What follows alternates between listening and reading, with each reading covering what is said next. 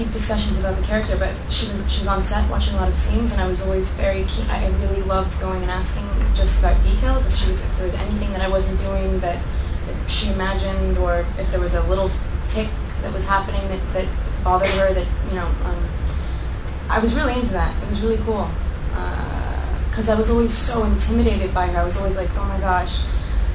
Even more so than it's a similar feeling, like a similar relationship that you have with the fans, except she's like the queen bee, you know. So it's cool. James. Yeah, a question, James from Cameo. Question for you, Taylor. What if you could tell us a little bit about doing your own stunt work on the film, and also the transformation that you took on physically, and some exercise tips maybe for the rest of us. The stunt work was a lot of fun. I was really glad that I had the opportunity to do a lot more physical stuff. I'd never ridden a dirt bike before, so that was kind of scary at first. I had to go through some training so I could make the 5 seconds of me on the dirt bike look cool.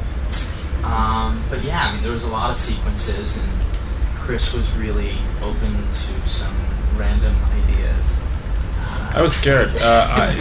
Taylor does everything he can to endanger his life physically while shooting a movie, and frankly, I was just closing my eyes and praying much of the time. The only thing that he didn't do was what the insurance company refused to allow him to do. But I'm sorry, go on. Anyway, exercise tips. Obviously, it required a lot of hours in the gym. But I mean, I found the most important part for me was the eating process. It was actually the most difficult. It was just, I mean, I had to double or triple my calorie intake per day. And just a matter of eating every 2 hours, and just disgusting things like meat patties and raw almonds and sweet potatoes. Sweet potatoes were the grossest, and baggies, just like boiled sweet potatoes.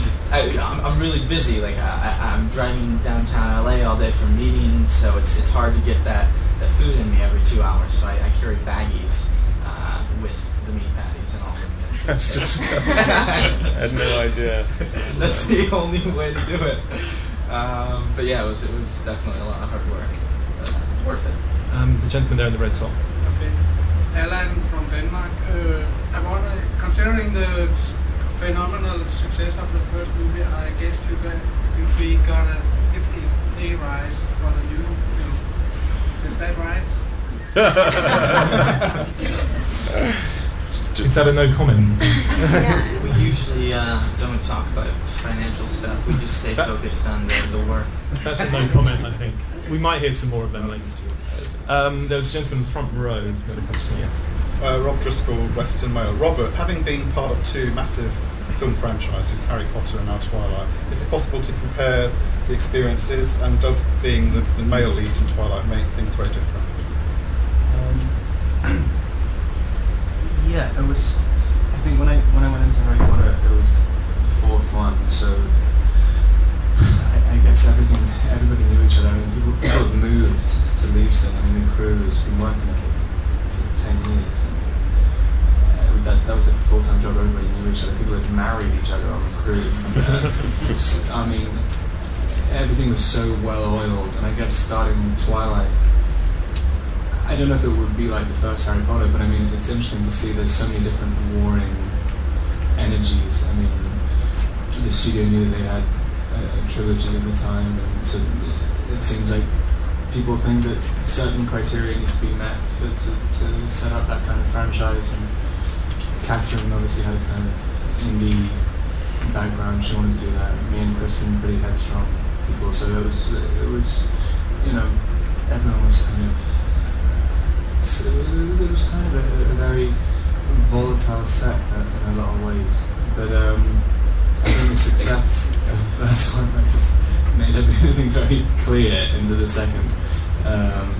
So I don't know. It was weird dealing with a kind of franchise at a sort of embryonic level. That wasn't a franchise yet. Like Yeah, Harry Potter, I'm sure everyone knew was going to be like, you know. Yeah, everyone was so because I mean everyone says that, oh, you must have known it was going. You must have known what you're getting into when the books had sold so many.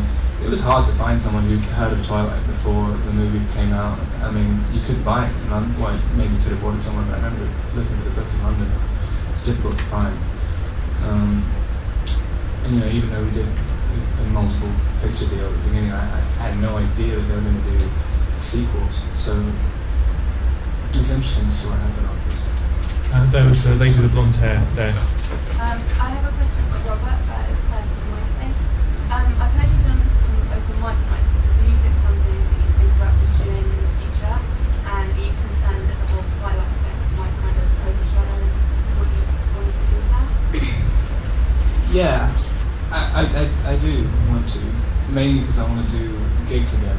So I guess any way to do gigs is you have to get an album to kind of silence everyone first, and then you can play as many gigs as you want. But I really miss it. But I mean, I am really afraid of being overshadowed by it. But I think in some ways it makes it. I mean, that's why I haven't done any gigs or released anything for ages. But I think it also makes you. It does make you set your standards higher because you need to overshadow this massive thing.